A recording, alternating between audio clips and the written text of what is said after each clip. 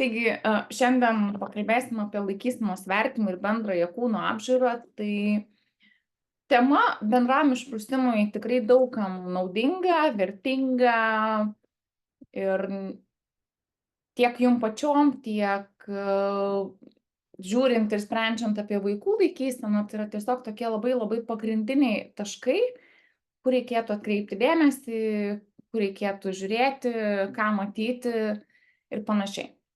Tai faktas, labai populiarus paveikslėlis, jeigu jau tik įvestum žodį laikysena, iš karto išmestų va šitą vaizdą.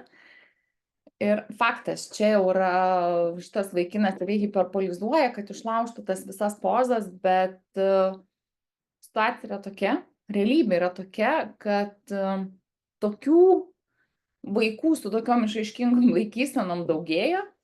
Ir dabar 1, 2, 3, 4. Ir 5 va šito žmogeliuko, jau reikia giliai kaip deimanto paieškoti. Tokių žmonių yra, bet 0%, ten 0, kažkiek tikriausiai, kuris neturėtų jokių problemų su nugara. Ir pagrindinis dabar laikysenos tai yra 3 ir 4 kupros atstatymas arba atkištas kaklas. Atkištas kaklas nuo telefonų, kupros atstatymas nuo tiesiog sėdėjimo prie kompų, planšečių ir viso kito, tai ir kaklas šitas. Bet čia yra 2 pagrindinės. Šita atlošta nugara, tai vadinama dar nėščios moters, kai pilvas šiek tiek kitaip atsikišęs, bet aišku, tai yra laikinas, nėštumas yra laikinas dalykas, ir aišku, tik moterim, vyram tas irgi nepasteisina, bet pagrindinės 2 yra šitos. Ir kaip tai yra dažniausiai ir geriausia pamatyti, tai pastatyti žmogų ir nufotografuoti šono. Ir jam, kas svarbiausia, nereiks sakyti, kad žiūrėk, aš dabar tikrinsiu tavo laikyseną, jis atsistok ir pasižiūrės, jie dažniausiai išsitiesina, ne? Bet va tokia natūralioj pozai, kur nors stovint, paimti nufotografuoti šono, tai tada labai puikiai matosi, kokia ten jo ta laikysena ir kurią pusę iš čia krypsta arba nekrypsta. Tai va, ir laikysenom, tai jeigu jau kalbėti apie tą apibrėžimą, tai yra įprastinė žmogaus kūno padėtis stovint arba sėdint, apžiūrint nustatomo žmogaus galvos, kaklo ir liemens padėtis vertikalios linijos atžvilgiu. Tai tiesiog yra brėžiama linija ir žiūrima, kaip ten kas nukrypia, ar per daug, ar per mažai. Jei laikysena taisyklinga, galva ir liemuo yra vertikalioje linijoje. Galva ir liemuo. Pečiai truputį atlošti atgal, šiek tiek nuleisti ir yra vienoje linijoje, mentės prigludusios, stuburo fiziologiniai linkiai normalūs, krūtinės ląsta truputį išgaubta, pilvas įtrauktas, kojos per kelių ir klubų sąnarius tiesios, ne per tiesos, bet tiesos, nes kelių padėtis kartais būna sulenkta arba per daug ištiesta, tai taisyklingai laikysenai turėtų būti viskas tiesu. Laikysena pradedama tirti nuo galvos padėties ir baigiama kojų padėtim. Tai galvos padėtis vertina pagal jos santykius su liemeniu. Tai žiūrim, ar galva ir liemuo yra vienoje vertikalioje linijoje, ar neatsikišusi į priekį, ar nepakrypusi į dešinę arba kairę. Paskui vertinamas pečių lankas, žiūrim, ar nesiskiria pečių aukštis, ar abu vienodo pločio, ar nepakitusios mentės, jų padėtis. Itin dėmesį apžiūrimas stuburas ir kreipiamas dėmesys į kaklo ir juosmens išlinkimą pirmyn, bei krūtinės ir kyškulio kifozę išlinkimą atgal. Šitas ir va šitas. Kaklas, tai va čia ryškiai eina į priekį. Ir juosmuo ryškiai eina į priekį, turėtų irgi eiti tiesiai. Tai va čia turėtų eiti tiesiai linija, būtų viskas kaip va čia. Aišku, dešinė ir kairė pusė tai yra jau žiūrima iš priekio, ne iš šono, nes faktas jūs nematysite, ne? Arba iš nugaros. Žiūrima, ar vienodai, ar viskas ok, ar aukštė atitinka. Labai dažnai yra naudojami paprasti tušinukai, kai žmogus yra išrengiamas iki pusės, iki apatinių, ne? Ir yra matuojami aukščiai, matuojami brėžiamos linijos, kad dar tiksliau matyti, ir tai nereikalauja labai dėlių kinesioterapinių žinių ar kažko, bet tai tiesiog vizualus vaizdas. Dabar šiais laikais, kai telefonai yra visur su mumis, tai faktas, kad to žmogaus tenai nelaikyti valandą, 2 ar 3, ane, tai tiesiog paimti, nufotografuoti iš šono, fotografuoti iš priekio, nufotografuoti iš nugaros ir tiesiog yra kvadratėliai tam tikri telefonuose ir pagal tuos kvadratus galima sulyginti, ar viskas yra vienam aukšte, ar aukščiau, ar žemiau, ar į dešinę, ar į kairę pakrypę. Šiaip labai dažnai, kai yra irgi fotografuojami žmonės, tai jie ir statomi tokios įsivaizduojamos arba spec kabinetuose esančios kvadratukų sienos, tai tokie viskas subraukyta kaip, nežinau, kvadratinio statinio lapas, ne, ir pagal tai tada labai matos ryškiai, čia aukščiau tas petys ar žemiau. Bet galima tikrai paprastų telefoną išsižiūrėti, išsididinti ir bet faktas tai yra nuotrauka. Nuotraukos ir paskui analizė, pasižiūrėjimas, ypatingai tas, kas turi mažų vaikų, kas turi paauglių, tai kai dar yra įmanoma ten tą laikyseną sukoreguoti, sutaisyti, aišku, galima su jie dirbti ir vyresniam amžiui, bet aišku, procesas užtruks daug ilgiau, gal mes ten to labai tokio vizualaus vaizdo nepamatysim, tiesiog sumažinsim skausmus, šiek tiek patiesinsim tą vadinamą nugarą, ne? Ir sakau, bet va su vaikais, su paaugliais, kodėlgi ne? Netgi realiai jau nuo darželio vaikų, tie, kurie jau vaikšto, nuo 4 metų, kokių gali pradėti žiūrėti, ar nėra ten kokių anomalijų, ne? Tai ar kokių ten pakrypimų ar neatitikimų. Tai va, tai šie linkiai yra svarbus stuburo funkcijai. Tai va, tie, kaip ir minėjau, kaklo juosmens ir krūtinės ir kryžkaulio išlinkimai. Ir kodėl jie yra svarbus? Dėl to, kad mažina sukrėtimą einant, bėgant, šuoliuojant. Jei laikysenas taisyklinga, stuburo linkiai nedideli. Jų kitimas lemia nugaros normą, tai yra nuo jų priklauso, kokia būna nugara. Tai normaliai fiziologiniai kaklo ir juosmens linkiai 3-4 cm. Čia pavyzdį. Plokščiai linkiai mažesni kaip 3 cm. Kaklo ir juosmens. Ta prasme, jeigu tu žiūrėtum skirtumą. Pakumpusiai kaklo linkis didesnis kaip 4 cm. Šitas va. Balno pavidalai krūtinės ir juosmens linkiai didesni kaip 4 cm. Tyriant nustatoma, ar stuburas nėra išlinkęs į šoną, tai ar nėra skoliozės, stuburo iškrypimai išaiškėja tyriant talijos trikampius. Va čia va, jeigu žiūrėtume mergaitę iš nugaros, tai trikampiai yra va ties juosmens, iš nugaros stovint puikiai matosi. Ir analizuojama forma ir dydis. Talijos trikampiai nustatoma tyriama apžiūrint iš nugaros, faktas, iš šonų niekas nežiūri. Ir jeigu apžiūrėję, jeigu nufotografavę, jau matot, tai kaip ir kartoju, reikėtų dažniausiai, tobuliausia būtų su apatiniais, o ne su kokiais ten jaunimo, o per dideliais gerokai rūbais, ne, tai ten nieko nematysi. Bet jeigu jau apžiūrit ir matot, kad nėra kažkas labai gražu, bet tada galite pas šeimos daktarą prašyti ten to siuntimo pas reabilitologą, pas kineziterapeutą, kuris tikrai dar ištaisys ir padės laiku. Nes uždėlto šitos problemos vaikams faktas, kol jie auga, neskauda, nes jie ten sugeba išsimaikaliuoti, visaip išsitaisyti taip, kad nejaustų jokių apkrovų. Bet kai užauga, kai tenka sėdėti ilgai ir nuobodžiai darbe, tai tada išlenda visos problemos. Tai užbėgant įvykiam už akių, sakau, reikėtų kuo anksčiau tai kreiptis. Toliau, juosmens hiperlordozė. Čia taip padidėjęs juosmens linkis, tai ką tai duoda vėl? Silpnus pilvo raumenis, įtemptus lenkiamuosius raumenis, įtemptos šlaunies keturgalvis raumuo, silpnas dvigalvis raumuo, silpni sėdmenys, įtampos zonai juosmeninėje dalyje. Ir va čia va, kaip ir matot, atrodo problema yra juosmenį, bet pradžiai pradėti dirbti reikėtų nuo kojų. Tai va, ir kad tą juosmenį stiprinti reikėtų ir kojų raumenis dirbti ir treniruoti, plus aišku pilvo presą, sėdmenis ir panašiai. Jeigu, pavyzdžiui, yra krūtininės dalies kupra, čia va, tai vėl, tai yra silpni trapecinio raumens vidurinė dalis, sutrumpėjusi deltinio, ta prasme, priekinio krūtinės raumens dalis, viršutinio,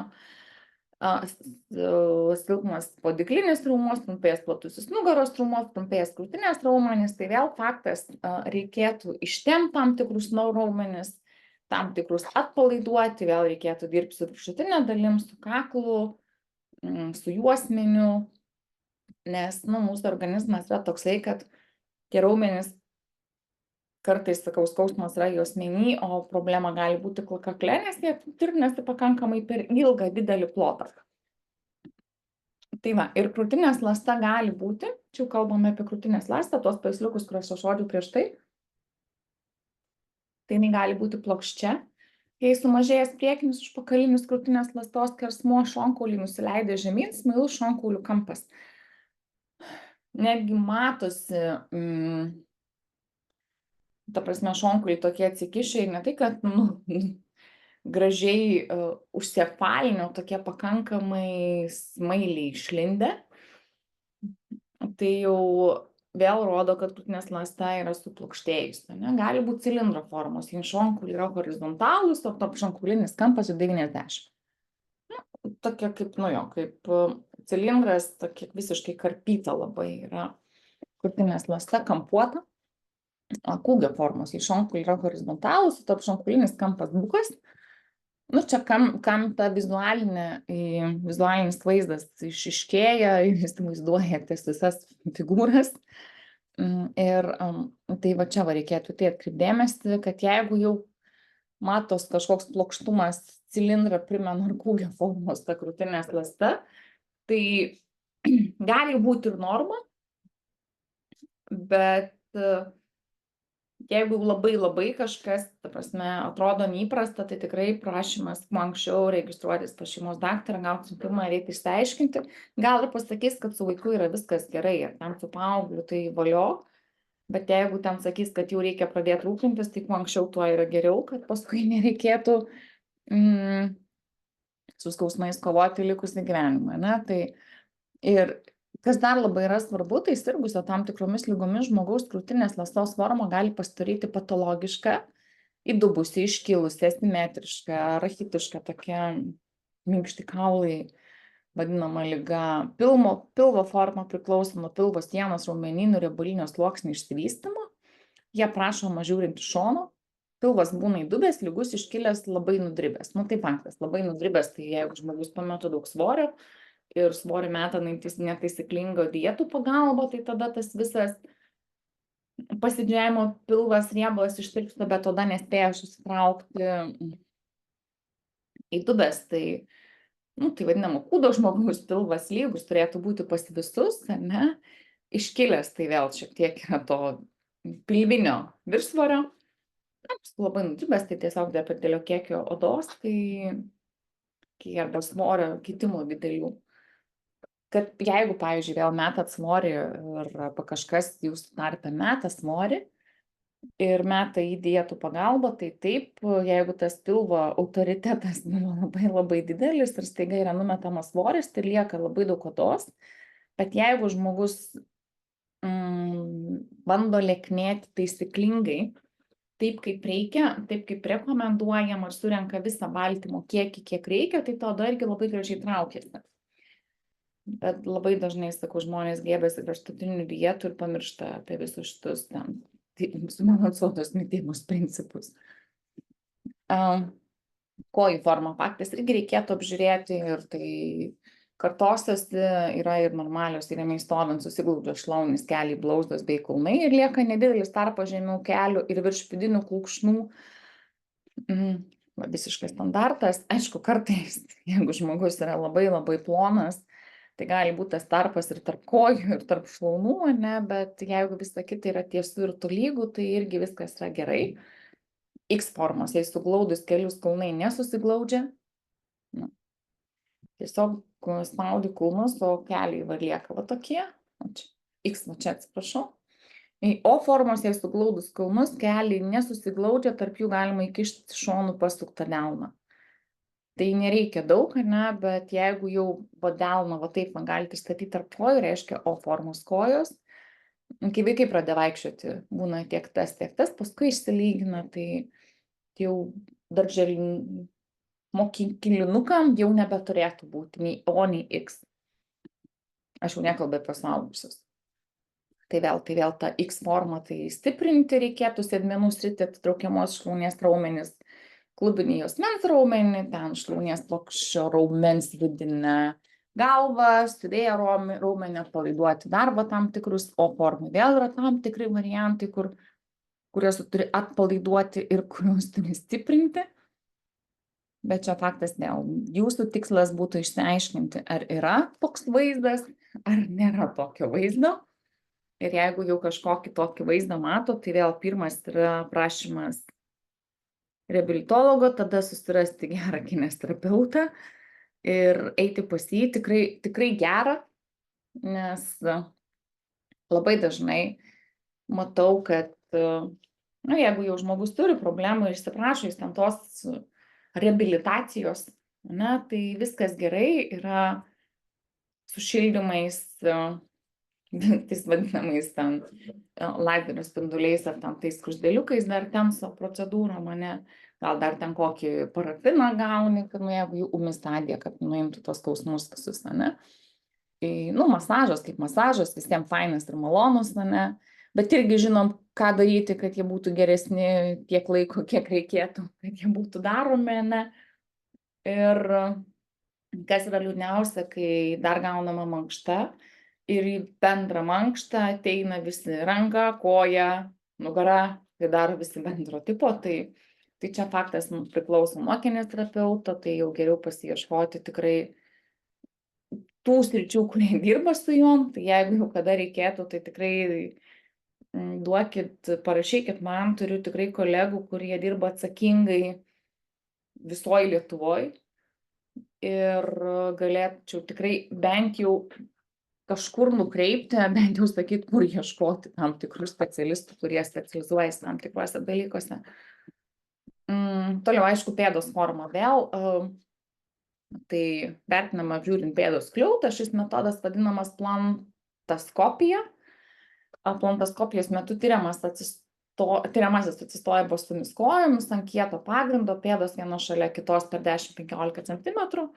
Ir žiūrima, ar yra pėdų skliautas. Tai jeigu pėdų vidinės pusės nesiekia atraminės plokštumos, yra ryškus pėdos skliautas, tai pėda normali. Tas pakėlimas dar vadinamas. Jei skliautas prisispaudžia prie atraminės plokštumos, gali būti plokščiapadystė. Jeigu jau labai didelis toksai pakeltas, tai vėl per aukšta keltis. Tai lygiai tokia pat didelė problema kaip ir plokščiapadystė.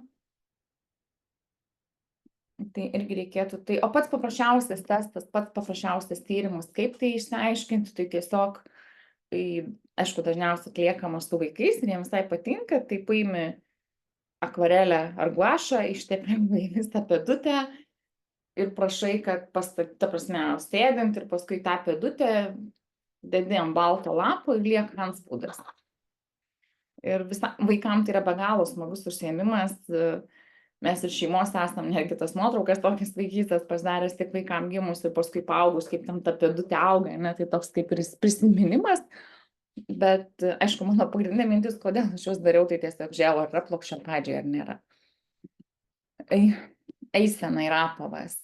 Vėl, kad ta visa eisena, iš ko jinai yra sudaryta, tai vėl žingsnis yra procesas, kai koja pradeda žengti ir grįžti į tą pačią padėtį. Tai yra realiai dviejų kojų žingsnio padėtis. Tai ne tai, kad aš vieną žingsnį žengiau, tai yra ciklas visas, yra kojos pastatymas ir jos grąžinimas į vietą. Tai atrama kulnų, pėdos pastatymas, atrama pėda, kulno pakėlimas, piršto atkėlimas, užpakalinis žingsnis, mosto vidurys, priekinis žingsnis. Tai aš iš 8 tokių ciklų.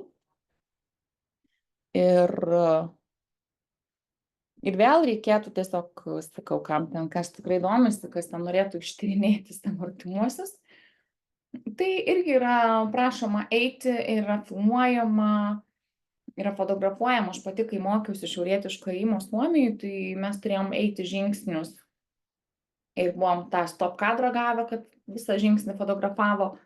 Tai tikrai ne kiekvienas atlieka tuos visas fazes, visus ciklus, kai kuris ten, pavyzdžiui, kulno neatkelia, kai kuris ten visos pėdos nepastato, ar ten ant piršto. Tai tikrai toks įdomus. Ir kartais būna irgi tie eisenos tyrimai tokie. Tai ir universitete man beje įtyrė paskui, kai mokiausi. Toks visai įdomus filmukas gaunas, atrodo, tu eini ten, daug dieve, 3 sekundės, tu žiūri filmą apie eiseną 3-4 minučių. Sulėtintą variantą. Tai va, ir tos eisenos charakteristikos, tai ėjimą galima išskirti kaip vienas svarbiausių funkcijų žmogaus kasdienybėje. Ėjimas tai ritmiškas, sklandus, tikslios koordinacijos, reciprokinis, banguojantis judėjimas, kuomet kūnas juda norima kryptimi bei reikalingų greičiu. Koordinuotai suaktyvinus raumenis, sąnariuose išvystoma jėga reikalinga norimam judesiui atlikti, bet to sklandžiam ėjimui būtinas gebėjimas išlaikyti kūno svorio centrą, optimaliai paskirstyti kūno svorį abiem kojom. Tai irgi minėjau ne kartą, kad jeigu jau tas mūsų ėjimas į natūraliom sąlygom, kai mes kažkur neturim bėgti, lėkti ar šokti, važiuojantį troleibusą, ne, ar ten autobusą, traukinį ar kažką.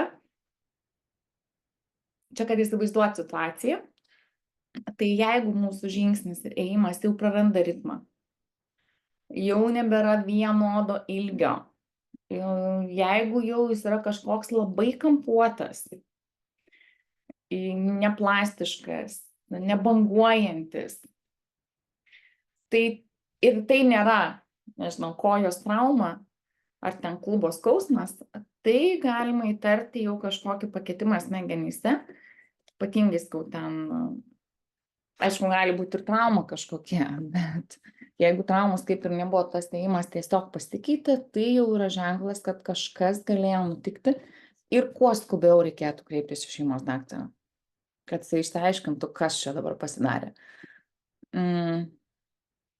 Ir tokios yra išskiriamos 3 pagrindinės sąlygos sklandžiai eisenai. Tai kūno svorio išlaikymas ant abiejų kojų, gebėjimas išlaikyti kūno svorį, kada kita koja perkeliama pirmyn, ir judesių koordinacija. Ir kai kūnas juda į priekį, viena galūnė veikia kaip atrama, o kita galūnė pereina į naują atramos vietą. Po to galūnės pasikeičia vietomis, dabar turėkit vaizdą tavo, kur išmodžiu visą žingsnio fazes, va šitą, plius minus vaizdelių turėkit. Ir eisenos ciklas apima judesių seką nuo momento, kai vienos kojos kulnas paliečia žemę, ir iki to momento, kai tos pačios kojos kulnas vėl paliečia žemę. Ir ši judesių seka kartojama, kol pasiekiamas užsibrėžtas tikslas. Ir kodėl, irgi tikrai ne vieną video rodžiau, tiesiog pratimą kažkokį, kaip žmogus kelia koją, pastato į priekį, grąžina atgal. Stato koją, grąžina į priekį, vėl atgal, ne? Tai dėl to, kad žmonės, kuriem yra sutrikusi eisena, kažkas yra nutikę dėl tam tikrų pažeidimų, ar tam galvos smegenyse, ar koordinacijos sutrikimai, tai judesio metu ir mokinama tie tokie patys elementariausi judesiai, kurie padėtų bent jau išmokti vaikščiot savarankiškai, gal su kažkokia pagalbinė priemonė.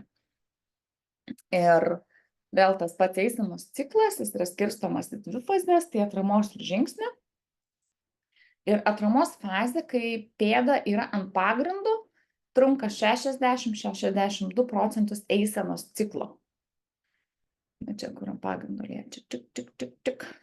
Ir dvigubo atramos fazė, kai abi pėdos liečia pagrindą, viso sudaro 20%. Tai reiškia, kad didžioji dalis vis tiek kažkuri viena koja yra ore. Nes vėl, kai abi, kaip ir pasikartosiu, sudaro 20%. Nuo eisenos ciklo pradžios, o greitėjant eisenai dvigubos atramos fazė trumpėja. Tai jeigu mes einam lėtai, tai 20% abi kojos būna ant žemės. Tai 5 paveikslėliai. Paskutinis, o jeigu mes dar greitinam žingsnį, tai ta abiejų pėdų padėtis ant žemės dar mažesnį procentą užima. Ir sutrikus eisenai ši fazė gali pailgėti, o žingsnio fazė, kai koja yra ore, trunka 3–8% eisenos ciklo, bet vėl jeigu kažkoks sutrikimas, tai procentaliai tie skaičiai labai greitai pasikeičia. Eisenos ciklas, kaip aš ir kalbėjau, susideda iš 8 etapų, tai atramos fazei priklauso pirmi 5 etapai, o mosto fazei likę 3. Tai atrama kulnu tiriamąją koją atliekama šlaunies lenkimas, blauzda ištiesiama ir kojos kulnas pastatomas ant žemės. Dabar pabandykit įsivaizduoti, gal kažkas, kas gali, pabandykit pasivaikščioti ir bandykit suvokti, kaip ten ta lenkiasi šlaunis, kaip ištiesiama blauzda, kaip kojos kulnas pastatomas ant žemės, ne, tokį lėtą eiseną pabandykit pasižiūrėti, pasivaikščioti. Pėdos pastatymas, tai šiame etape pėda į grindis remiasi visų savo paviršiumi, tai va yra antra fazė. Koja susilenkia per kelio sąnarį, kad sugertų smūgį, tačiau kūno svoris paskirstomas abiems kojoms. Atrama pėda, koja išsitiesia, kūno svoris pernešamas ant atraminės kojos. Kulno pakėlimas dėl pėdą lenkiančių raumenų koncentrinio susitraukimo kulnas pakyla nuo paviršiaus, koja per kelio sąnarį dar labiau išsitiesia, po to šiek tiek susilenkia. 5 yra piršto atkėlimas, 1, 2, 3, 4, 5. Tai paskutinė atramos fazės dalis, kai tiriamos kojos pirštai atkeliami nuo žemės ir koja dar labiau susilenkia. Užpakalinis žingsnis. Tai mosto fazės pradžia, kai tiriamos kojos pirštai atkeliami nuo atraminio paviršiaus, koja juda pirmyn. 7 tai mosto vidurio padėtis, per šį etapą tiriamoji koja pasiekia vidurį. Ir priekinis žingsnis, tai yra paskutinė mosto fazės dalis, ši fazė baigėsi, kai kulnas pasiekia žemę. Tai aš ne veltui sakiau, kad žingsnis, kurį mane ten filmavo kažkada, kai mokiausi šiaurietišką ėjimą, su tom lazdom šiaurietiško ėjimo. Tai atrodo, tu ten nuėjai, sakau, 2 sekundės su mano greičiu, su ten greičiau įmanoma, nes aš iš tų, kur nelabai moku lėtai vaikščiot. O filmuką žiūriu 3 minutes, tai va čia panašiai, jeigu aš pradėčiau kalbėti, kaip jums einant ten, kas įsijungia, kas įsinervuoja, tai užtrukčiau tikriausiai 15 minučių, bet tos anatomijos jau taip giliai ten gilintis nereikia, ne? Bet va, kad įsivaizduot, kad kaip tas žingsnis trunka, kas ne plius minus lenkiasi tiesiasi, ne? Tai va, o dabar einam prie lankstumo. Lankstumas irgi yra tiriamas prie visų laikysenos problemų, net ne prie problemų, bet tiesiog tiriant laikyseną. Ir bėda šiai dienai yra tame, kad tiriant mokyklinio amžiaus vaikus pradinėse klasėse ir duomenys lyginant su tokiais pačiais atliktais prieš 15–10 metų, tai lankstumas yra tas rodiklis, kuris suprastėjęs labiausiai iš visų kitų. Tai tas lankstumas, jeigu apibrėžimais kalbėti, yra gebėjimas atlikti judesius didelę amplitudę įvairiuose sąnariuose. Tokios yra speclė dėžutės, kur ten vaikui liepiama lenktis į priekį ir siekti. Anksčiau netgi normos buvo 1, dabar jos yra sumažintos ir vaikams su lankstumu yra labai labai daug reikalų. Ir dažnai norint išsiaiškinti, ar žmogus atitinka į normas su savo lankstumu, tai yra tokie 5 lankstumo testai visam kūnui. Aš juos parodysiu visai netrukus. Ir šie judesiai gali ištirti pagrindinės kūno zonas, kuriuose gali trūkti mobilumo, o tai įtakoja žmogaus sportinę veiklą, taip pat judėjimo stereotipus. Jeigu lankstumas sumažės, faktas, nepasieksi labai ten tų maksimalių rezultatų tiek sportiniai veikloje, tiek kažkokiam judėjime. Ir žinojimas apie silpnąsias savo kūno grandis yra vienas iš svarbiausių dalykų ir suteikiantis daug efektyvumo tobulinti ir apsaugant savo kūno funkcionavimą. Ir šiuos testus būtina atlikti po lengvo apšilimo, čia yra labai labai svarbu. Nes kas liečia lankstumą, tempimą, juos negaliu ateiti ir pradėti čia tampytis, kažkas tiek reikia pradžiai apšilti. Ir apšilt, tai galėtų būti 10 minučių ėjimas, keletas greitų judesių apimančių visus kūno sąnarius bei kita aktyvesnė veikla. Tai va čia yra tie 5 lankstumo pratimai. kokie yra rekomenduojami atlikti ir jeigu žmogus juos atlieka, viskas yra gerai. Jeigu ne, tai jau gali būti ženklas, kad kažkas nėra taip, kaip turėtų būti normos ribose. Tai apie kiekvieną dabar iš jų trumpai. Tai pirmas testas yra tiesiog kojos kėlimas. Ir šio testo metu yra orientuotas į užpakalinės kojos dalies raumenų paslankumą. Taip pat klubo mobilumą. Ir paslankumo trūkumas šiose zonose su laiku gali sukelti kelio ir nugaros sutrikimų. Taip pat esant sutrumpėjusi užpakaliniai sričiai, bėgimo, šuoliai, sunkumų kilnojimas yra ypač rizikingi. Ir norma, tokio kojos iškėlimas, daugiau negu 80 laipsnių kampas. Tai jeigu jau, pavyzdžiui, iškeliate ir pasiekėt 90, jau yra viskas neblogai. Daugiau negu 80. Jeigu mažiau negu 80, tai jau reikėtų sunerimti ir pradėti, kaip ir minėjau, žiūrėti į tokius kaip užpakalinės kūno dalies raumenys, dėmens raumenys, ar jie nėra pertempti, ar dar kažkas. Nes kaip ir jo, atrodo paprasta koja, ne, bet tai gali turėti ateities nekokios keliam ir nugarai. Ne? Tai čia vienas iš tokių, tiek vienai, tiek kitai kojai atliekamas, aišku. Pradžiai atliekam, galim padėti ir su guma padėti, jeigu ten visai liūdna situacija su ta koja, ne? Jeigu jau labai kažkas rimto, tai galima šitą koją kartais ir sulenkt, apatinį šitą, kurį padėti ant žemės. Tada šiek tiek lengviau būna, bet vienas iš tokių lankstumo testų. Antras, tai yra įtūpstas. Ir įtūpstų yra tyriama priekinės klubo srities zona. Čia. Ypač klubo lenkiamieji raumenys. Štai. Dažnai dėl ilgo sėdėjimo ši zona sutrumpėja ir tampa nebemobili. Ir klubo lenkėjų būklė įtakoja juosmens slankstelių būklę dėl prisitvirtimo taškų, taip pat tai zona, kuri jungia viršutinę kūno dalį su apatinę ir ypač turi įtakos laikysenos pakitimams. Ir norma įtūpsto metu išlaikant tiesią nugarą paliesti rankomis grindis. Tiek viena koja, tiek kita. Tai irgi svarbu, kad jeigu jau rankos kybo ore, tai jau kažkas su klubo mobilumu yra negerai. Dar vienas testas, pečių rotacija. Testas orientuotas į pečių paslankumą, pagrindė išorinės ir vidinės pečių rotacijos judesius. Ir šio testo rezultatai leidžia palyginti skirtumus tarp abiejų rankų. Normų rankų sukabinimas už nugaros. Tiek vienos, tiek kitos rankos. Ir čia jaunimui yra problema didelė.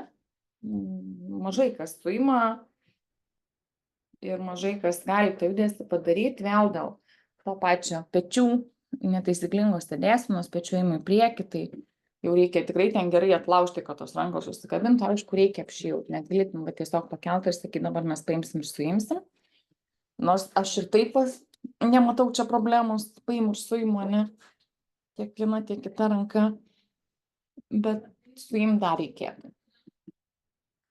Toliau, kūno rotacija, dar vienas iš tokių testuojamų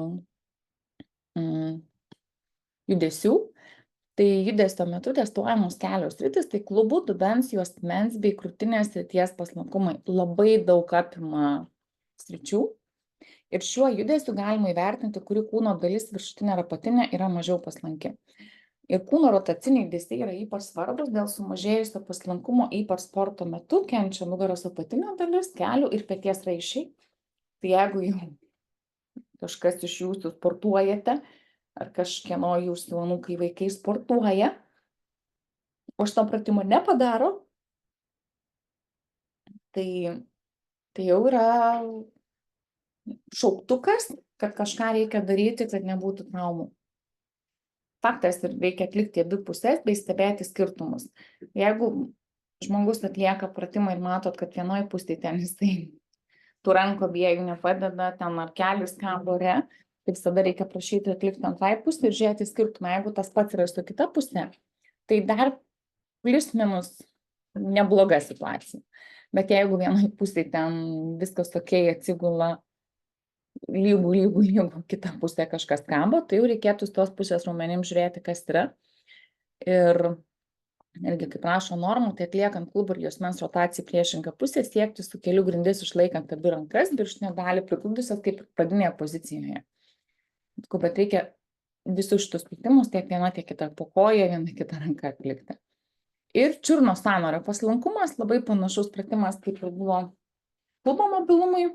Tai čiurnos sąnarys ir aplinkiniai raumenys, tai pirmosios struktūros, kurios ėjimo, bėgimo ir kitose veiklose sugeria ir perduoda aukštyn atatrankos jėgas. Pėdos paslankumo trūkumas gali iškreipti jėgų paskirstimą, taip suteikti perkrovą tam tikrom viso kūno sritim. Tęsimo paslankumo trūkumas viena iš priežasčių atsirasti achilo sausgyslės, čiurnos raičių pažeidimams. Nuo pėdos būklės ypač priklauso, aišku, eisenos kokybė, aš apie tai jau kalbėjau, ir norma įtūpsto metu išlaikant priekinės kojos kulną prigludusi, kelią pastumti toliau nuo pėdos pirštų liniją. Tai va, ta prasme tokia vis, čia va tiesi linija, čia. Tiek viena, tiek kita koja. Čia čiurnos sąnario paslankumas. Ir šiek tiek dar apie tą ydingą laikyseną ir manualinį raumenų testavimą. Tai diagnozė ydinga laikysena labai toks visiškai neinformatyvus ir netikslus apibūdinimas, kuris realiai nepasako nieko, iš ko galėtumėm gauti kažkokios informacijos. Ir tam, kad galėtumėm tikslingai parinkti pratimus laikysenos koregavimui, turime tikrai vertinti raumenų pokyčius, atlikti manualinį raumenų testavimą, taip vadinamą. Ir to manualinio raumenų testavimo diagnostika sudaro tai laikysenos vertinimus stovint, lankstumo ir raumenų ilgio testavimas, raumenų jėgos testavimas, duodant tam tikrą pasipriešinimą ir laikysenos testavimo metu įvertinama galvos ir kaklo padėtis, viršutinė nugaros dalis, pečiai, dubuo ir apatinė nugaros dalis, klubo ir kelio sąnariai, čiurnos sąnariai ir pėdų padėtis. Laikysenos testavimas leidžia nustatyti laikysenos tipą. Tai va viena iš tų paveikslėlių, nuo kurio aš ir pradėjau. Ir čia dar reikalaujanti tikriausiai atskirų mokymų tema. Tai visiškai naujas terminas atsiradęs kineziterapeutų žodyne, tai yra žinučių kaklas. Ir kad atsirastų naujas terminas, tai patikėkit, manim turėtų jis būti arba labai didelė problema, arba net nežinau, žinokit, bet tas žinučių kaklas, tai yra šiuolaikinis terminas apibūdinantis pakartotinę kaklo apkrovą ir iš to sekančius kaklo sprandų ir nugaros skausmus, kurie buvo sukelti ilgalaikės kūno padėties, kuomet žiūrima į įrenginį, laikoma rankoje, tai faktas planšetė, telefonas, ne? Ir žinučių kaklas įgauna epideminį mastą, jau pažįstant žodžią, epidemija, pandemija. Ir neseniai atlikti tyrimai atskleidė, kad apie 87% paauglių bei apie 95% suaugusių naudojasi telefonu didžiąją savo laiko dalį. Žiaurūs skaičiai, labai žiaurūs skaičiai, mes esame visiškai priklausomi nuo šito daikto, kur atrodo, jeigu aš jau pamiršiu, tai gyvenimas sustos. Nors kažkada gyvenom tikrai be jų, vienas telefonas ant viso kaimo buvo pašte, ne vienas, gal keli, ne? Bet atrodo, laikas prabėgęs labai trumpas, jeigu skaičiuoti visą tą žmonijos gyvavimo sritimą, ne? Bet 15-20 metų viskas pasikeitė taip, kad mes tiesiog esam priklausom prie labai keistų dalykų. Telefonas vienas iš jų. Ir kas vyksta? Kas vyksta, kai mes tą telefoną, planšetę ar kitą priemonę pasiemam rankas? Tai normalu, kad kai mes stovime, mums reikia apkrova. Apkrova, 5 kg apkrova tiesiog iš čia. Jeigu mes viską darytumėm tiesiai, būtų kaklas tiesus, 0 laipsnių, kaip ir turėtų būti normai, ne? Bet bėda, kai mes tik paimam telefoną, mūsų galva natūraliai pasilenkia į priekį. Ir tik kaklui pavažiavus į priekį, jau apkrova, kur yra šiaip, sakau, ore. Mūsų stubrai yra 12 kg. Jeigu čia buvo 5, jau lieka 12. Lieka daugiai iki 12. Tai čia pirma minutė. Antrą, trečią minutę mūsų nepastebimai kaklai dar labiau važiuoja žemyn. Jau iki 30 laipsnių palinkimas, apkrova 18 kg stubrui tiesiog. Ir kai ateina 5-7 minutės telefone, mes pamirštam, kad pasaulis egzistuoja. Apkrova 27 kg stuburui, panešiokit kas nors 27 kg, yra ką veikti. Kartais juos net atkelti yra ką veikti. Ir kaklas jau palinksta į priekį 60 laipsnių. Ir tokioj pozicijoje mes galim išbūt pakankamai ilgą laiką. To pasiekmes, to žinučių kaklo, jeigu jos nėra sprendžiamos, tai ilgalaikėje perspektyvoje gali pasireikšti sunkesnio pobūdžio negalavimai, tokie kaip stuburo kifozė, stuburo iškrypimas, kai stuburo krūtinėje dalyje susiformuoja kupra, kuri gali paveikti plaučius, mažina tūrį plaučių, sukelia dusulį, vėliau pakenkia ir širdžiai, ankstyvos stadijos artritas, stuburo degeneracija, stuburo diskų, kompresija, raumenų nusilpimas, virškinimo problemos ir daugybė kitų problemų, kurios čia nėra aprašytos. Ir aš kai rodau šitą paveikslėlį paaugliam mokyklose, tai jie iš karto paima tą telefoną, va taip ištiesia kaip stygos ir sako, tai negi čia dabar taip ir daryti, taip laikyti. Faktas, jeigu jūs ten tą telefoną užmestumėte akį pasižiūrėti kažko, kaip laikrodžio, ne kaip laiko, tai gal jūs taip ir išbūtumėte ten tas 30 sekundžių, ne, ten 2 sekundės. Bet kai faktas, jeigu visai reikėtų taip stovėti, net laikytumėte jūs to svorio ir ką tada reikėtų daryti, realiai atsisėsti, padėti patogiai alkūnę kažkur ir galvą atremti į atlošą ir tada sėdėti ir naršyti, kad vis kažkiek išvengtumėte to kaklo užlaužimo į priekį. Tai taigi vaikams sakau, jeigu jau pasiėmėt tą telefoną, faktas, aš irgi duodu, tai atremkit jūs tą galvą kažkur, nekabėkit čia.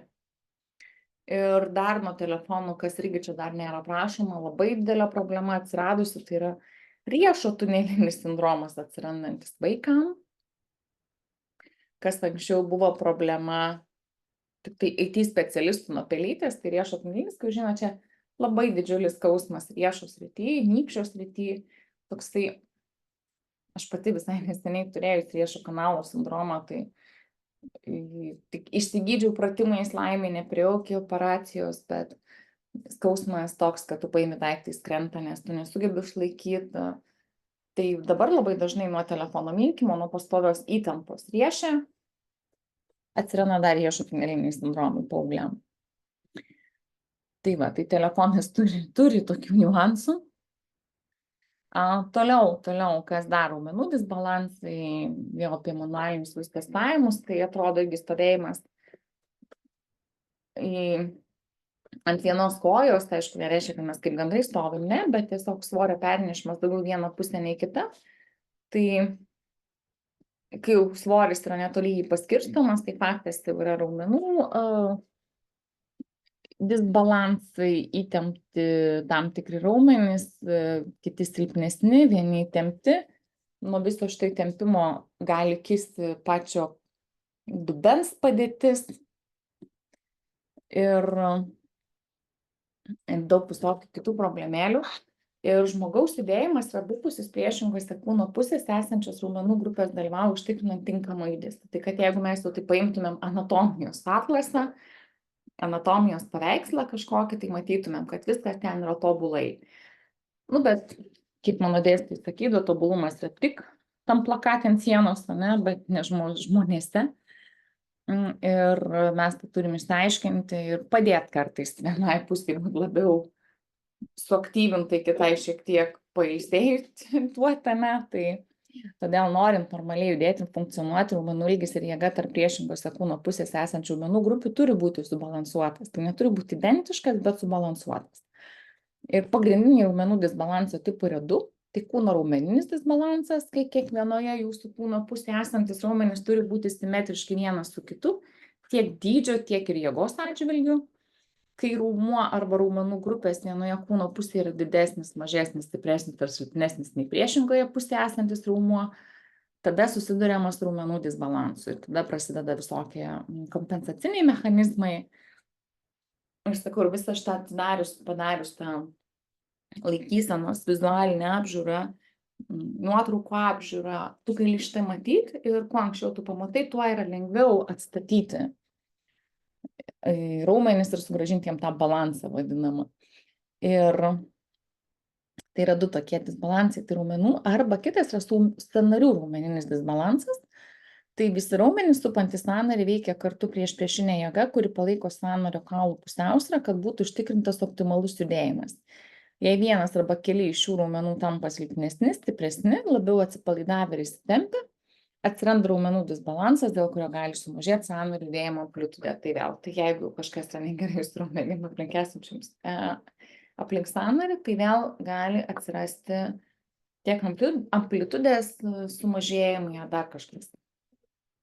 Ir raumenų disbalansas pakeičia sąnario artro kinematiką ir sutrikdo judesius, kas galiausiai sukelia struktūrinius pakitimus, pavyzdžiui, nuolat įsitempęs didysis krūtinės raumuo, esantis, čia jūs matot, kad sukuria peties sąnaryje jėgą, kuri ilgainiui sumažina sąnario mobilumą, o įtemptas mažasis krūtinės raumuo riboja mentės rotaciją ir nuleidimą žemyn, taip sumažindamas peties sąnario mobilumą. Ir čia kaip pavyzdys atrodo krūtinės raumenys, čia va iš kažkur atsiranda jau petis, tai yra dėl to, kad mūsų raumenys tvirtinasi prie tam tikrų taškų. Ir peties sąnario judesių amplitudė yra didelė, o peties raumenų kompleksas atliekant judesius suteikia dinaminio stabilumo ir mobilumo. Ir teisingas petį supančių tarpusavio raumenų balansas reikalingas tinkamai jėgai ir tamprumui. Ir jėgos ir tamprumo trūkumas agonistiniuose raumenyse turi būti kompensuojamas raumenų antagonistų, o tai savo ruožtu lemia raumenų disbalanso atsiradimą. Čia faktas daug protingų žodžių, bet jeigu jau vėl tie raumenys dirba nevienodai, vienas labiau, kitas mažiau, tai atsiranda kažkoks disbalansas, o tas disbalansas veda prie tam tikrų skausmų ateityje. Jeigu trumpai išversti, kas čia buvo padiktuota mano, ne, ir raumenų jėgos sumažėjimas, raumenų disbalansas pakeičia raumenų aktyvavimo lygį, kas iššaukia funkcinius sutrikimus. Ir pečių lanko raumenų disbalansas lemia viso pečių lanko judesių disfunkciją. Ir raumenų disbalanso atsiradimo priežastis gali būti natūralus vystymasis, tam tikra kasdienė veikla, netaisyklinga laikysena, nesubalansuota treniruočių programa, ypatingai profesionaliems sportininkams, kai akcentuojama grinai tavo dalis ir viskas. Tai nežinau, futbolui kojos, kaip pavyzdys. Treniravimasis netaisyklingoje padėtyje, tai dekompensaciniai padėtyje, tai jeigu aš, pavyzdžiui, mano silpna yra dešinė pusė, tai faktas, aš viską daugiau darysiu kairė pusė, tai jau bus ir padėtis, aš ten gal vengsiu kažkokios kojos pakelimo, nes man kita pusė bus lengviau, čia kaip pavyzdys, ir fizinės veiklos ir judėjimo stoka. Tai jeigu vėl aš nebūsiu fiziškai aktyvus, tai natūraliai mano raumenys irgi nebus vienodai ištreniruoti. Ir dar šiek tiek apie raumenų grupės. Tai yra agonistai ir antagonistai raumenys. Tai antagonistų raumenų grupės yra lyg partnerės. Viena yra atsakinga už traukimą, o kita už stumimą. Jos padeda atlikti judesį, pavyzdžiui, į priekį ir žingsnis ir atgal. Tai tokie antagonistai. Kai vienas raumuo, agonistas susitraukia, kitas raumuo antagonistas atsipalaiduoja taip draugiškai, kad koją galėtum dėti į priekį, tai turi įsitempti vienas raumuo, bet tuo pačiu atsipalaiduoti kitas raumuo. Tai čia yra tokie draugai. Ir dėl tų tokio antagonistų raumenų darbo sąnarys gali pilnai judėti. Tai galite pastebėti, pavyzdžiui, kai iš butelio geriat vandenį, kai rankoje laikote butelį, įtempėte, sutraukėte savo rankos bicepsą, kuris dalyvauja jums keliant butelį prie lūpų, kaip pavyzdys. Kai bicepsas įsitempia, jūsų tricepsas atsipalaiduoja. Čia žiūrėkite šitus. Tačiau jei jūsų bicepsai arba tricepsai bus išsivystę labiau nei jų atitikmenys priešingoje kūno pusėje, jūsų judesio amplitudė gali būti nepilna, kažkur užstrigti čia, gal nepakelsit jūs pilnai. Kai kuriais atvejais labiau išsivystęs raumuo gali labiau susitraukti ir įsitempti. Tai reiškia, bus gal lengviau pakelti, bet sunkiau nuleisti, kaip pavyzdžiai. Ir jeigu jau sutrinka šitų antagonistų darbas, faktas atsiranda disbalansas ir raumenys stiprinti naudinga yra visada.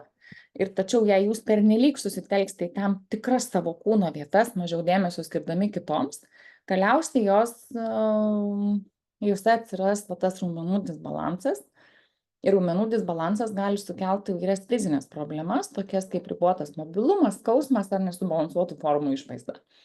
Ir raumenų disbalansas gali įtakoti ir nestabilumą. Tai gali padidinti tų pačių traumų riziką, įskaitant ir žalą sąnariams, raiščiams, sausgyslėms, kaulams, raumenims ir jungiamiesiems audiniams. Ir kaip tą problemą išspręsti? Tai mūsų organizme viskas yra susiję. Todėl tai, kas paveikia vieną kūno dalį, vienaip ar kitaip paveikia ir likusias kūno dalis. Taigi, kai nustatysite egzistuojančias problemas arba gausite iš reabilitologo, tikro, gero reabilitologo aprašymą ir kūno ištyrimą, kas trinka, kas stipru, kas nelabai, tada galite imtis ir veiksmingų priemonių, kurios padėtų išspręsti raumenų disbalanso problemą, tada kreiptumėtės kineziterapeutų ir jisai išgelbėtų jūs nuo tolimesnių skausmų, ne, jūsų vaikus ar anūkus. Raumenų disbalanso problemos sprendimas treniruočių pagalba, tai raumenų disbalanso problemą dažnai galima išspręsti treniruočių pagalba, faktas. Ne vienas tyrimas yra atliktas patvirtinant šitas diagnozę, ne, ir dabar čia yra 2015 metų atlikto tyrimo, kuriame dalyvavo profesionalūs fektuotojai, tie, kurie ten bando nulūrti vienas kitą, ne. Metu buvo nustatyta, kad dėl dažnų staigių kūno judesių pasvyrant į priekį, fektavimosi metu atsiranda rankų ir kojų raumenų disbalansas, normalu. Nu, įsivaizduokit, kaip vyksta tos fektavimo varžybos, man tai ten yra gražus šokis, aš nežinau, kaip ten ką ten palies, lyg tai priešingai reikia, bet tikrai neįsigilinti šitą sporto šaką. Ir taip, ten yra labai daug judesių ant pirštų, staigių judesių, tokių mikroskopinių judesių. Ir pagerinus bendrą raumenų balansą, fektuotojų rankų ir kojų raumenų balansas buvo pagerinta treniruočių pagalba. Tai buvo, aišku, fizinio pasirinkimo treneriai ir dirbama tiek su rankom, tiek su kojom, tiek su visais balansais, kaip pasitaisė situacija. Ir toks mažas patarimas, kad treniruokite visą kūną vienodai. Ir vienas iš būdų išvengti dėl treniruočių galinčio atsirasti raumenų disbalansų yra susitelkti atliekamą veiksmą ir į visą savo kūną.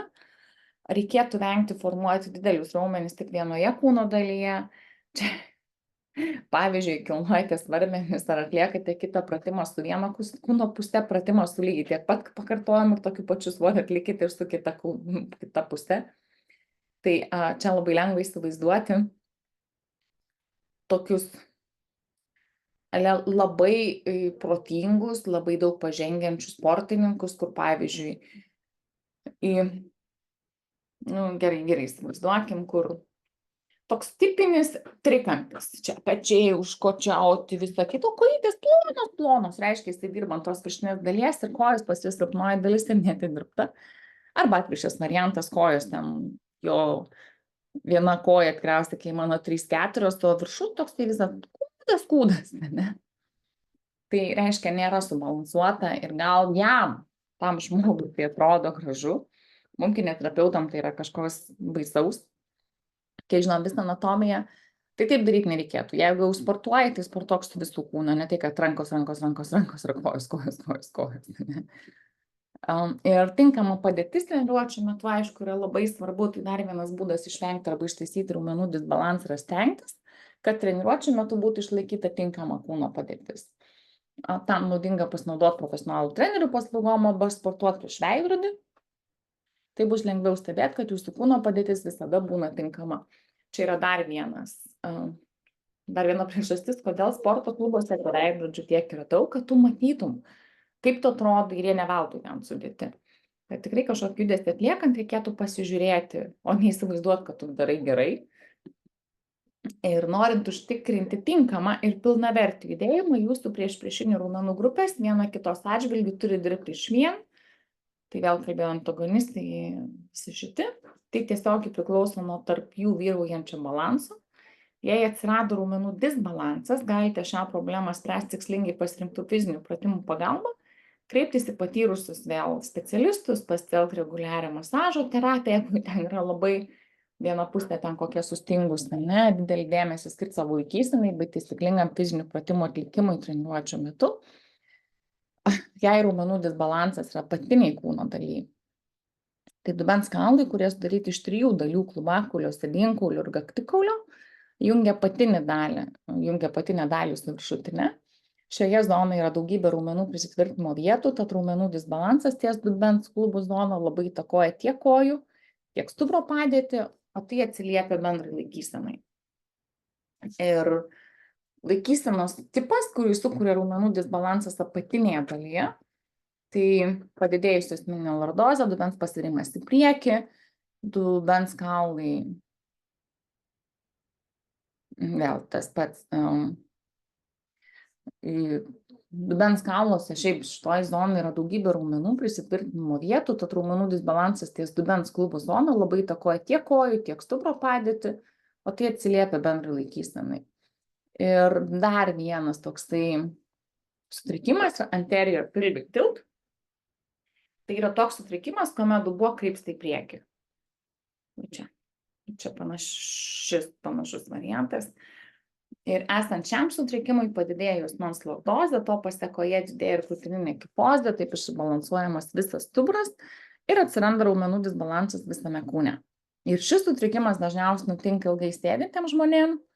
Taip pat su laiku sutrumpėja priekiniai šlaunies, dubens raumenys ir dubuo yra tempiami į priekį, taip pat silpni pilvo raumenys neišlaiko dubens tinkamoje padėtyje. Norint panaikinti šį sutrikimą, reikia akcentuotis raumenų disbalanso mažinimą. Ir jei įstikinote, gavote išvadą tokią, kad ši laikysena primena jūs, tuomet turite imtis keletos paprastų tikslingų pratimų, tiesiog stiprinti, jeigu tas dubuo nuvažiavo į priekį. Tai norint atstatyti dubenį iš priekinio pasidarimo į tinkamą padėtį, reikėtų stiprinti pilvo raumenis, ypač apatinę tiesių raumens dalį, kojų kėlimai viršų visi. Taip pat būtina sustiprinti sėdmenų raumenis bei visą užpakalinę šlaunies raumenų dalį. Šių raumenų geras tonusas neleidžia dubenį svirti pirmyn. Ir raumenis, kurie yra linkę trumpėti, tai reikia pratempti, kad sugrąžinti ant tą visą jo ilgį, paslankumą bei tinkamą tonusą. Ir čia faktas tempimo stiprinimo pratimai. Tai va, čia dar tas pats paveiksliukas, kai dubuo paėdamas į priekį ir va tavo kifozė didėja, čia lordozė, atsiprašau, į priekį, kas silpnėja, kas aktyvėja. Tai va, ir tuoj įjungsiu aš jums vieną video, tiesiog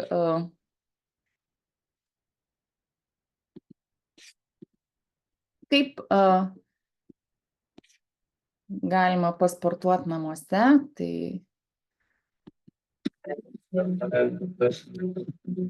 Sveiki. Šiandien bus truputį kitokia treniruotė. Pasimokinsim taisyklingai atlikti pratimus ir visą treniruotės eigą, kad sportuojant namie neprisidarytume žalos. Tai pradžioje apšilsim kaip įprastai ir po to mokinsimės pratimų, darysim įvairius pratimus bazinius. Tai sukabinam pirštus, sukam riešus, keliam kulnus ir kojų pirštus. Pasisupam truputį, kojas šiek tiek sulenktos, supamės. Tai kokia yra apšilimo esmė prieš kiekvieną sportą ar fiziškai aktyvią veiklą turėtume padaryti apšilimą. Tai apšilimo esmė, kad išildytume raumenyną, paruoštume sąnarius ir kitas struktūras fiziniam darbui. Bandom riešus į kitą pusę sukti. Taip, tai ką mes čia ir darom? Taip, apšildom riešų sąnarius, čiurnų sąnarius, kelių, klubų šiek tiek. Tikslas ir yra visus sąnarius išjudinti, tada suaktyvinti kraujotaką, kvėpavimo sistemą suaktyvinti, padarysim ir kvėpavimo pratimų, intensyvesnių aerobinių pratimų, kad kraujotaką labiau suaktyvinti. Gerai, šiek tiek pritupėm, taip, kelius dar labiau apšildom, pastumdom į priekį ir atgal. Kelius sąnariai šyla. Taip, priekį ir atgal. Tiesiai link kojų pirštų stumiam. Kelius. Gerai, kojas plačiau pastatom, taip. Apšildysim juosmenį, dubenį labiau pasukam tiesiog ratu. dubenį, kojas vos sulenktos, neužfiksuojam kelių. Dažniausiai atliekant pratimus stengiamės nefiksuoti nei kelių, nei alkūnių, tarkim, darant atsispaudimus irgi pilnai rankos, neištiesiam vos sulenktą, išlaikom. Į kitą pusę pasukam dubenį, taip pat ir su keliais. Darant pratimus, reikėtų kelių nefiksuoti, pasaugot sąnarius, raiščius. Gerai. Apatinė dalis jau labiau apšilo, tai dabar apšildysim kvėpavimo sistemą, kraujotakos labiau pabėgam vietoj. Tai galim įvairius pratimus rinktis, tiesiog, kad būtų daugiau judesio. Tai bėgam vietoj ir intensyviau stengiamės pabėgti. Intensyviau. Tai nekeliam aukštai kojų, kulnais priliečiam žemę, pabėgam, rankas pajudinam, kad apšiltų visas kūnas. Kvėpuojam laisvai per nosį, kvėpuojam. Bėgam, nesustojam, bėgam. Taip, minutę pabėgsim, apšilsim gerai, nesustokit. Bėgam savo tempu, kad galėtumėt per nosį kvėpuoti, kad nereikėtų per burną pradėti kvėpuoti. Dėl kvėpavimo irgi visą laiką atkreipiam dėmesį, kad įkvėpinėtume per nosį. Iškvėpt galim per nosį arba per burną. Kad palavint kvėpavimo sistemą galim kartais pakaitalioti. Taip? Kartais iškvėpinėjom tik tai per burną, kartais per nosį. Dar truputį, bėgam, judinami rankas, stenkitės pečių juostos neįtempt, nes, kaip žinom, šitie raumenys, trapecinio viršutinė dalis yra įsitempę labai ir nuo streso, ir nuo fizinio darbo. Bėgam, dar keletą sekundžių.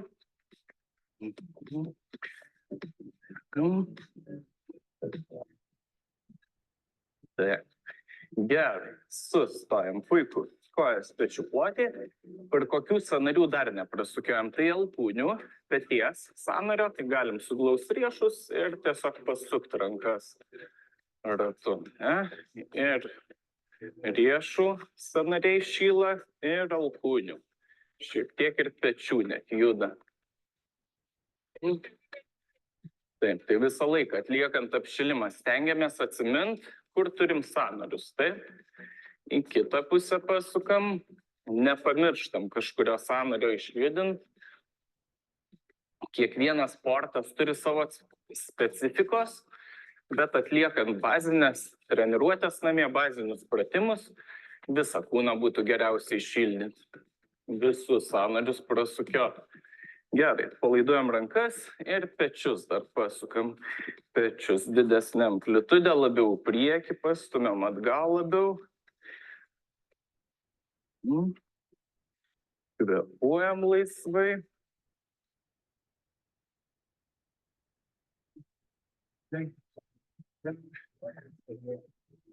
Galvojam, kas dar liko, ką dar turėtume apšildyti. Taip, tai kaklas. Stuburas visas, pasisukimų turėtume padaryti, pasilankstimų į šoną, su kaklu tą patį. Galim pasukti ratu, taip, galvą.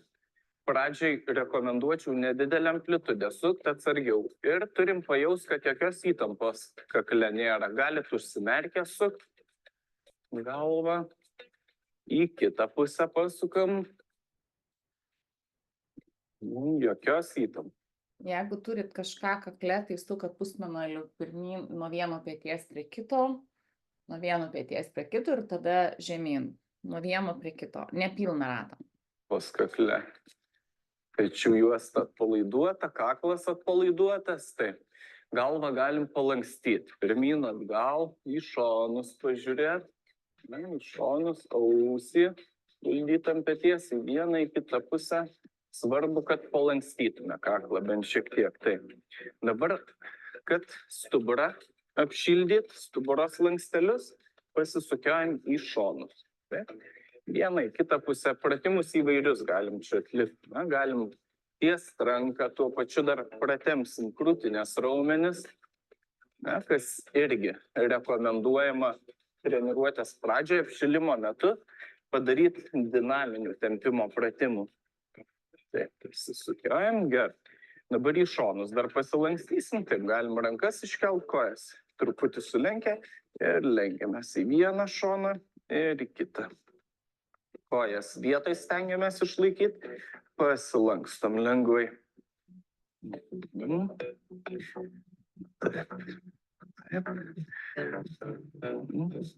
Čia ir dinaminis tempimas gaunasi tuo pačiu, šonus ir pratempiam. Gerai, sustojam. Nu ką, pereisim prie bazinių pratimų, pasimokinsim taisyklingų padėčių. Taip, tai visi stengiamės ir atlikti pratimus namuose, pasibandyti, visi juos esam darę. Taip, kojas laikysim klubų arba pečių plotį. Taip, pėdas kaip patogu, galim truputį pasukti į šonus, galim tiesiai į priekį laikyti nukreiptas. Taip, darysim pritupimą. Paprastas pratimas. Taip. Truputį koją sulenkiam, dabar į ką reikia atkreipdėmėsi. Reikia įtempti pilvo raumenis, taip, įtempiam pilvo raumenis, kad nugara tiesi būtų, kad nebūtume išsivietę labai, taip, kad nugara tiesi būtų. Įtempiam pilvo raumenis, lengvai sėdmenis įtempia ir tūpsim. Rankas kaip patogu. Galite ant krūtinės kryžiuot, galite į priekį išties, galite į viršų. Padarom pritupimų. Taip. Pilnai atsistojam, išsitiesiam. Ir vėl leidžiamės ir kylam. Į ką kreipiam dėmesį? Kad kelių neišstumtume į priekį, tūpiant, nestumėm kelių į priekį, taip? Nekeliam kulnų, darant pritupimą, pilną pėdą pritupinėjom. Tai bazinis paprastas pritupimas. Dubenys stengiamės atgal, kuo labiau stumt, padarom daugiau pritupimų. Kad išliktume, išilę, apšilę, dar darysim ir kitus pratimus.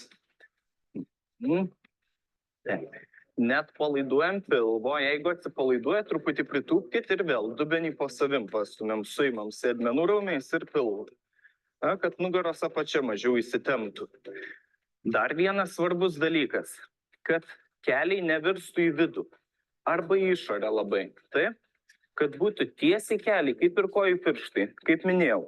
Jeigu patogu, galim kojas truputį pasukti į šonus, bet tada ir keliai bus šiek tiek plačiau. Link kojų pirštų eis, taip?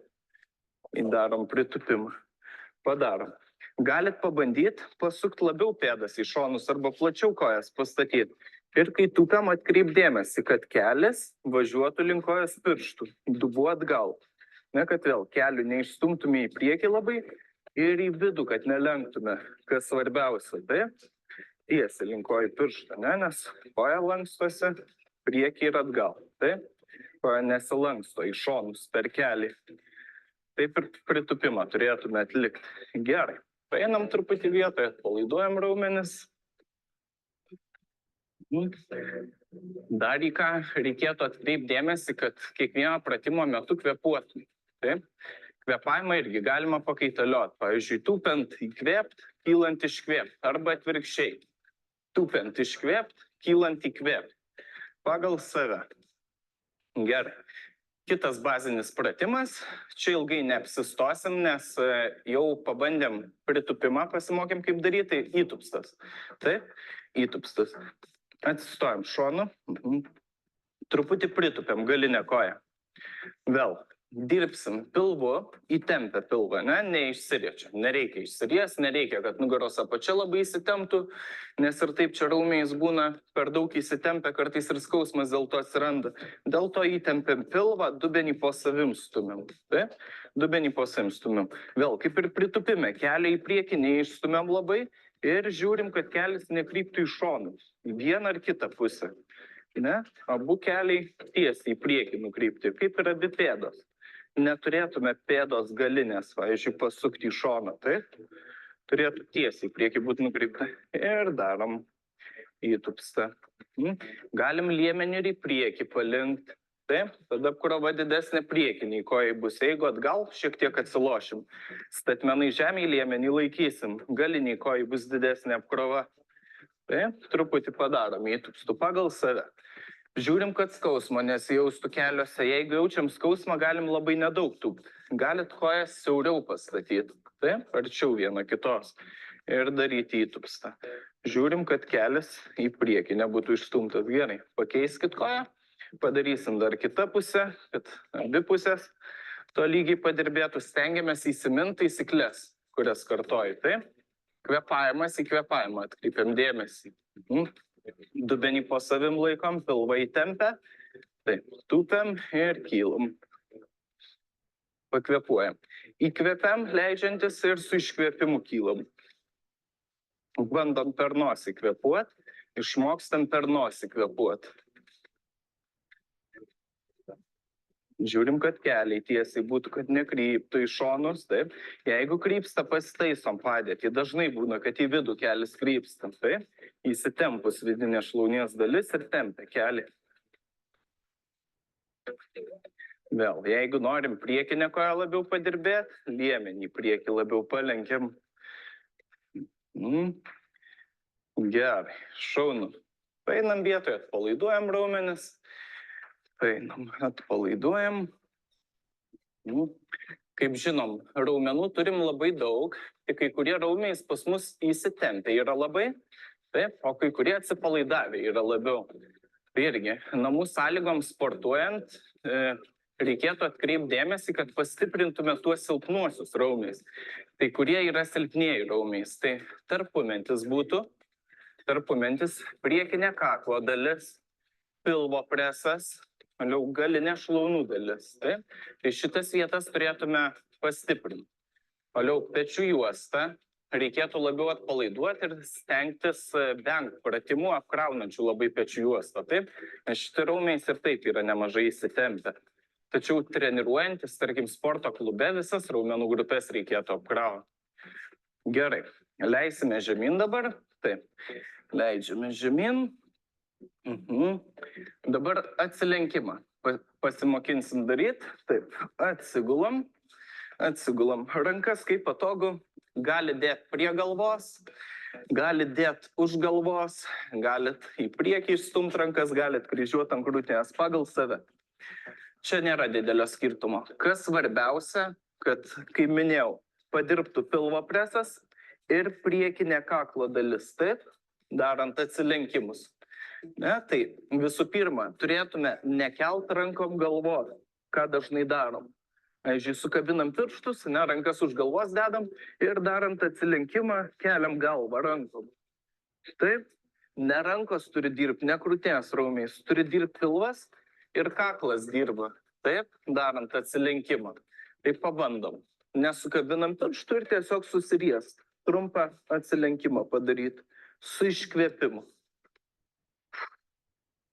Taip, galite iškvėpti per burną, įkvėpiam per nosį, kaip visą laiką. Taip. Kai riečiamės, spaudžiam nugaros apačią prie žemės. Visą laiką nugarą stengiamės sulenkti, darant atsispaudimą. Taip, atsilenkimą. Darant atsilenkimą. Nugaros apačią stengiamės prie žemės prispausti kuo labiau. Neturėtume būti išsirieję. Turi nugaros apačią palies žemę. Kai kylam, dar padarom keletą.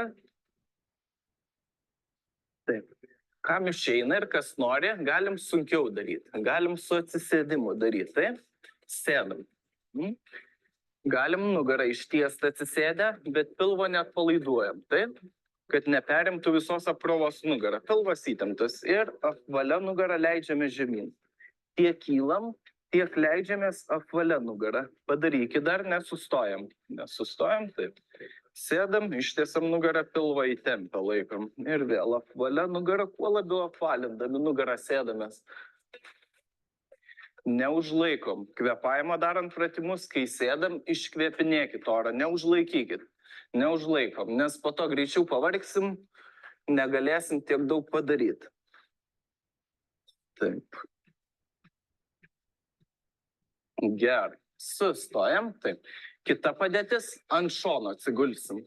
Atsigulsim ant šono, tai čia pratimus galim daryti irgi. Iš įvairių padėčių dirbsim apatiniu šonu. Kas yra svarbiausia, kad kūną tiesų išlaikytume, taip, nuo kelio iki peties. Tai dubenį turim į priekį išstumti.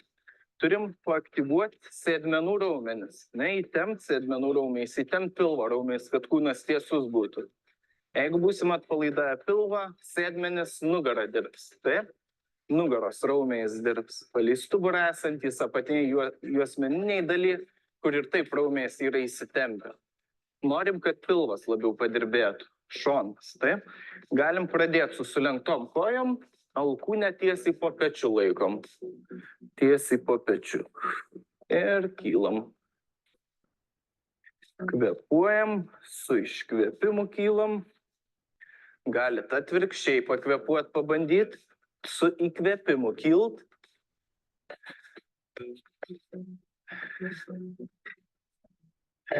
Pabandom. Dar porą padarom.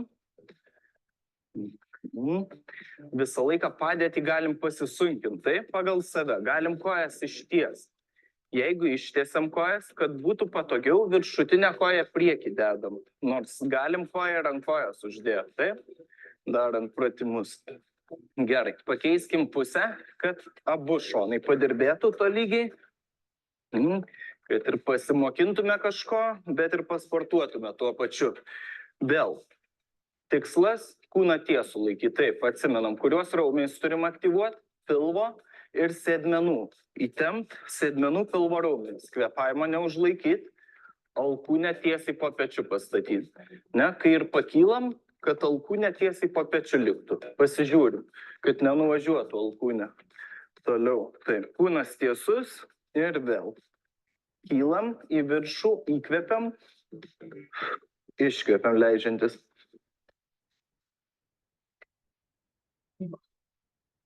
Kas tik pradeda sportuoti, galit kumščių priekį remtis, tai bus lengviausia padėtis, bus lengviau atlikti pratimą, galim labai nedaug šoną pakelti. Atstengiamės visą laiką pajausti tuos raumenys, kurie ir dirba pratimo metu. Ja, tai šiuo atveju pilvo presą, šoną turėtume jausti apatinį. Dar padarom. Kam lengva, bandykit su ištiestom kojom. Bandom su ištiestom kojom, galim viršutinę koją priekį laikyti. Kad stabilesnis kūnas būtų, galim ir koją ant kojos uždėti, daryti. Dar vienas niuansas, į ką reikėtų atkreipti dėmesį, kad jeigu darom su ištiestom kojom, tai būtinai turi blauzda atkilt. Taip? Kai kylam, negali blauzda, tai liest žemę, darant pratimą. Nes žalosim kelį, turi atkilt blauzda. Jeigu blauzdos nesugebam atkelt, kojas lenkiam ir sulenkia, darom pratimą. Taip? Gerai. Dabar pereisim prie kitų raumenų, vėl pakeisim pusę, dar gulėsim ant šono. Padirbėsim sėdmenų raumenimis truputį. Sėdmenų, taip. Tai turim ir didesnius, ir mažesnius sėdmenų raumenys, mažesni yra išsidėstę šone. Taip, tai kad juos apkraut, nes jie yra silpnesni įprastai. Tai turėtume daryti šlaunies atitraukimą, ne? Kojos kelimą, tarkim. Tai irgi lengvesnis pratimas būtų, jeigu tik keltume koją. Taip, galim derinti su šono pratimu, ne? Kelt ir šoną, ir koją tuo pačiu. Taip, galim koją ištiesę koją kelt. Vėl, esmė ta pati, kad kūnas tiesus liktų. Alkūnė po pečiu. Taip. Neužlaikom kvėpavimą. Gerai, atsiklaupsim. Irgi padirbėsim sėdmenų raumenimis. Turim šoną sėdmenų pajaus, kaip minėjau. Čia yra silpnesni raumenys, mes juos turėtume daugiau apkrauti. Ir apskritai, pas žmonės dažnai dėl ilgo sėdėjimo nėra aktyvuojami sėdmenų raumenys. Tai kai darom pratimus, stengiamės juos pajaust. Taip? Gerai. Ir keliam koją į šoną. Taip? Turėtume jausti išorinę sėdmenų dalį. Vėl, kad pečių juosta neįsitemptų, visus pratimus darant, stengiamės mentę savo vietose laikyti. Pakilnokit, tai pakelkit vieną koją, kitą. Galit pakeliant koją išties dar. Tai bus sunkiau, bus sunkesnis pratimas, daugiau padirbėsim, tai išties vieną kitą. Ir kontroliuojam menčių padėtį. Mentę žemyn stumiam. Tiesiai išsitiesia, nugara tiesi, pilvas įtemptas irgi aktyvuojam pilvo raumenys dažniau. Ir taip pilvo presas yra silpnas pas mus. Gerai. Dar paskutinė padėtis, iš kurios turėtume pasimokinti pratimų, tai atsigulus ant pilvo. Kas čia yra svarbiausia? Įtempt sėdmenų raumenis ir pilvą taip pat. Na, kaip ir kitus pratimus darant. Viskas yra panašiai, tik padėtis kitokia. Tai čia bandom dubenį prie žemės prispaust, sėdmenų raumenis įtempdami, taip, ir taip suimti stipriai pilvo raumenis, kad net bamba pakiltų nuo žemės. Ne? Ir tada galim atlikti pratimus silpnesniem tarpumenčio raumenim. Pakelt rankas į viršų. Ne? Tarpumentis dirba. Stengiamės neįtempt viršutinės pečių dalies, dėl to mentės savo vietose laikom. Nekeliam kartu pečių galvos. Nedarom tokią pratimą, nes čia jau nugaros apačia dirbs. Taip? Galim ištiesę rankas į priekį kelt arba po vieną ranką. Čia vidurinė nugaros dalis dirba. Trapecinio raumens apatinė dalis, kur irgi yra silpnesni raumenys. Taip? Gerai. Grįžtam atgal. Taip. Atsistumėm. Ir pabaigai, taip, reikėtų padaryti statinių tempimo pratimų. Taip, porą pratimų pademonstruosiu ir visą laiką atkreipiam, jeigu laiko daug neturim, kad įtrauktume daugiau raumenų grupių darant tempimą. Tai čia įtrauksim dabar ir šlaunis, įsitempusius ir dažnai dirbančius raumenis ir krūtinės raumenis, kurie yra įsitempę. Taip, pakelsim dubenį į viršų. Vėl principas tas pats, dirbam silpnesniais raumenim. Sėdmenų ir pilvo, kad kūnas tiesus būtų nuo kelio iki peties. Pečius atgal truputį stumim. Gerai, leidžiamės. Darant tempimo pratimus, stenkitės atlikti bent 20 sekundžių tempimo pratimą. Tai yra pabaigoje treniruotės. Kai pradžiai darom treniruotės, galima atlikti ir kelias sekundės. Dar vienas pratimas, nugaros plačiajam raumeniui, kuris irgi nemažai dirba. Ir galiniai rankų dalį. Taip, nustumėm dubenį atgal.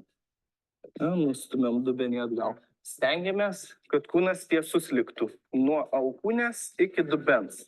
Stumėm dubenį atgal. Gerai. Tai tiek. Šiandien pamokėlių apie sportavimą namuose. Sėkmės. Taigi,